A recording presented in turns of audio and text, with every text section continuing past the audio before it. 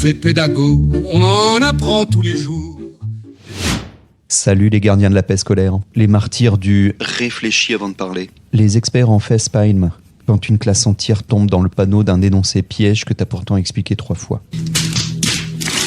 Vous connaissez ce moment ? Tu poses une question et là t'as Théo qui lève la main tellement vite qu'il manque de se déboîter l'épaule. Il hurle une réponse d'une débilité profonde mais balancée avec une confiance absolue. C'est pas que Théo est bête, enfin pas forcément. C'est juste que son cerveau a pris l'autoroute de la facilité. Il a utilisé son système 1, le mode automatique, Fast and Furious, celui qui répond avant même d'avoir fini de lire la consigne. Aujourd'hui, on va parler de l'inhibition, ou comment apprendre à nos élèves à ne pas être des pigeons de leur propre cerveau.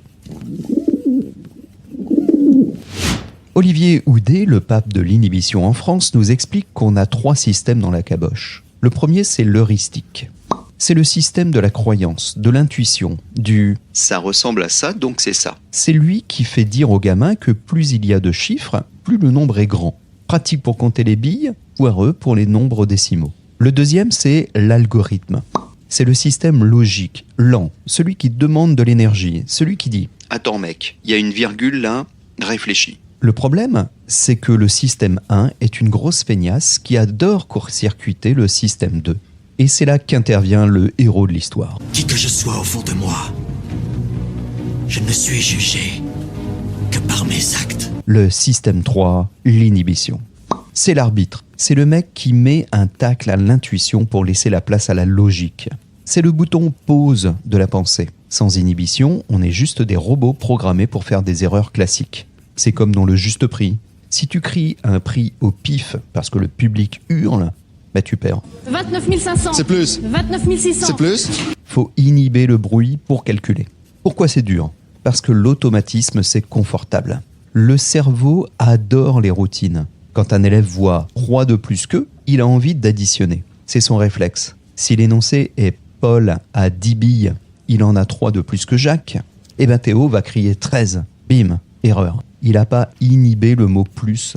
Il n'a pas activé sa flexibilité mentale. Pour lui, plus égale plus. Il ne se rend pas compte que son cerveau lui fait un croche-pied. Apprendre, c'est souvent désapprendre une habitude qui marche d'habitude, mais pas là. Jean-Pierre ? Vous pouvez répéter la question. L'outil magique à tester en classe, c'est l'attrape-piège. C'est pas compliqué, vous identifiez avec les élèves les erreurs classiques de votre matière, celles qui reviennent tout le temps. 1, vous les listez. On les appelle les heuristiques piégeuses. 2, on crée un signal visuel ou verbal. Attention, alerte piège. 3, on demande aux élèves de s'arrêter 5 secondes avant de répondre. C'est le stop cognitif. Quand ils voient un certain type d'exercice, ils doivent se dire « ah, là mon cerveau va vouloir faire ça, je dois l'empêcher ». On leur apprend à être les gardes-chiourmes de leurs propres neurones. C'est ça la vraie intelligence. C'est pas de ne jamais se tromper, c'est de repérer le moment où on s'apprête à dire une connerie et de se faire un auto-tacle. En résumé, l'inhibition, c'est la base de la pensée critique. Si on ne sait pas inhiber ses propres réflexes, on gobe n'importe quoi. N'importe quelle fake news sur TikTok et on rate ses contrôles de maths. Apprendre à nos élèves à dire non à leur cerveau, c'est leur donner les clés de la liberté intellectuelle. Et accessoirement, ça nous évitera de finir la journée avec une migraine de l'espace.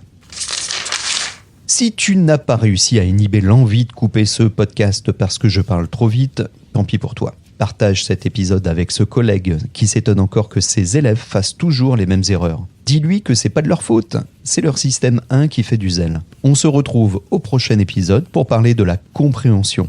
Pourquoi certains élèves lisent ton cours comme s'il était écrit en elfique ancien ? Prof un jour, pédago toujours. Prof et pédago, on en apprend tous les jours.